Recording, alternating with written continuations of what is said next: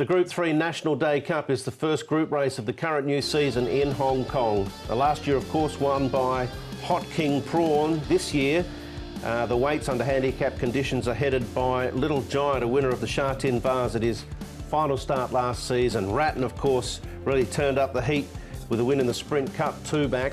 Wishful Thinker, he loves this course and distance. Gunnison, Full of Beauty, a horse on the rise. Jolly Banner's an old-timer. He's on the downward spiral, but still racing with great enthusiasm.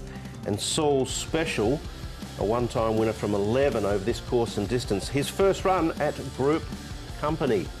Gunnison is the lonesome cowboy who's been up at Chun Fa heading into our first feature. Good to slow the prediction here, but it's a race where there's actually no natural leader, no horse that really likes to go to the front, and it's a little bit odd seeing that here in these 1,000-metre races. You could look at someone like Full of Beauty going forward with that weight of 113 pounds. The next lineup of Gunnison, Little Giant, Saul's Special, Ratton behind them. Wishful Thinker, Jolly Ban will be running on at the end, but certainly very interesting with no natural leader. Yeah, I wouldn't be surprised if this horse even led. Little Giant, he's got a lot of speed and he's got a brilliant fresh up record, 3 from 4. So he looks really good. He goes nicely here, Little Giant. He's all primed for a big run. It's him. And Wishful Thinker, he's under a really good hold as well. Look, nice piece of work from this one. He's already had a run this season behind Regency Legend. And he does like the straight 1,000. So nice piece of work also from Wishful Thinker. And I thought I'd show Full of Beauty as well. Just a nice quiet workout for him as well. Interesting, he's going down the straight 1,000 for the first time on race day conditions.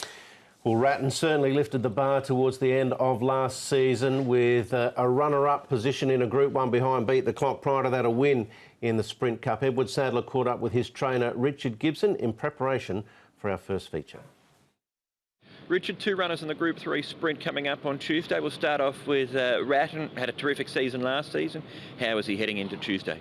Yeah, I've been really pleased with him. You know, we tried against some good horses the other day, and he just had a light prep, but you know, he's very good physical, and he always runs well fresh.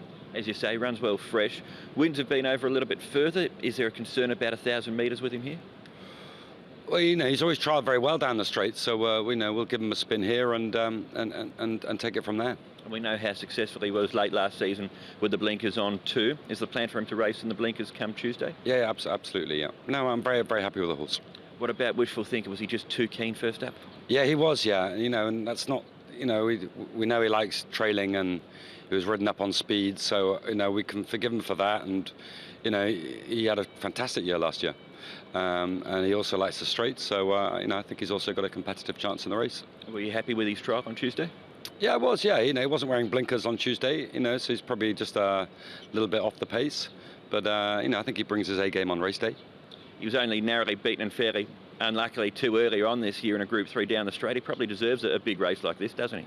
Well, you know, he's been a fantastic horse for me. You know, he's gone from 70 up to where he is now. You know, we really like the horse, and you know, when he gets a smooth run, he's got a fantastic finish, hasn't he?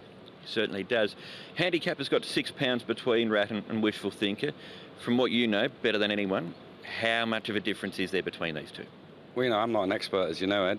So, you know, I'm never that interested in ratings. You know, Rattan's just such a genuine horse, and he gives it all on race day. He actually gets very tired after a race because he's put everything out on the track that day.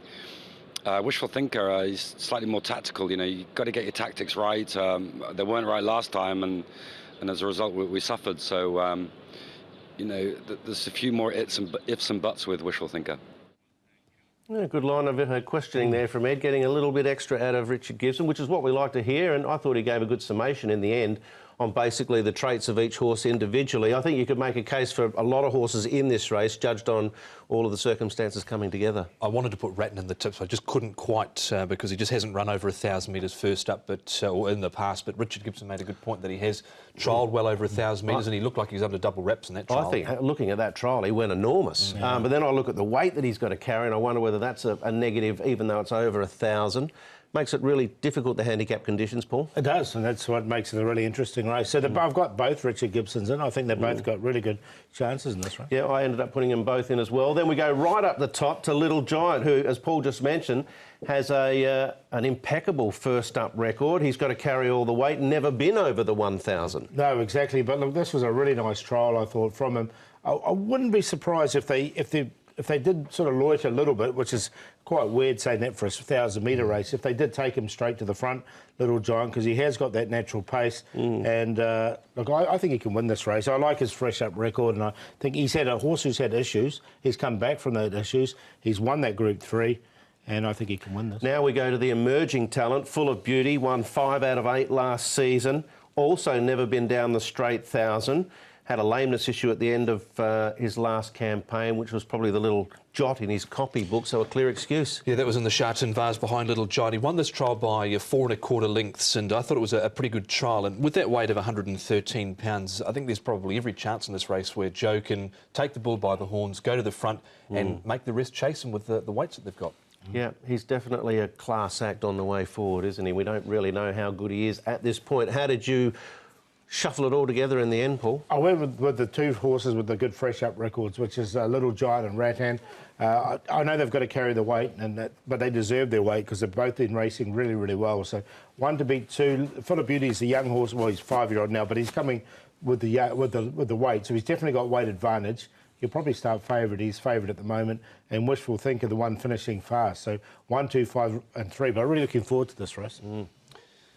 Yeah, I'm very keen here on Full of Beauty, horse number 5 for John Size and Joe Moreira. I think he can win this from gate number 1. He'll get the nice run up the middle of the track there. You've got Wishful Thinker. I think he's a big chance in this race. We know he's got some form down the straight 1,000. Little Giant, David Hall's done a great job over the last 12 months or so to keep him together because he's a horse that's got a lot of soundness issues. But he never raced over 1,000 metres in New Zealand. But that trial we saw was over 1,050 metres and he seemed to do it comfortably. And Jolly Banner, leave him out at your peril. 5, 3, 1 and 6. So many different roads going into this race. Class, you know, freshness, progression. I just kept scratching my head and ended up going with Jolly Banner, who won at a big price over this course and distance the last time he was here. I thought he went well first up, but it's a fascinating race.